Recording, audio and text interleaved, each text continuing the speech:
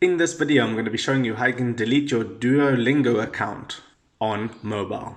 Okay, so once you've gone to duolingo.com and you have logged in, you'll be presented with something that looks like this. What you want to do is tap on your profile icon at the bottom right.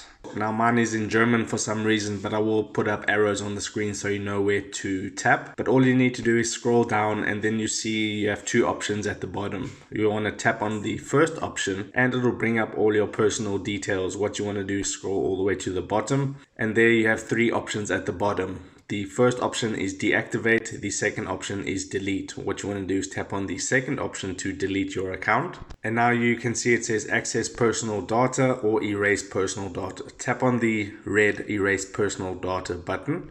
Now what they will do is they will send you an email and you need to confirm that email, and then your account will be in a 7-day grace period and then it will be deleted. It can take up to 23 days, but it will be eventually deleted. So you just need to go to your email and then confirm that email and then you're done. So that is how you delete your Duolingo account on mobile. If this video helped you out, make sure to hit the like button and subscribe for more. Take care.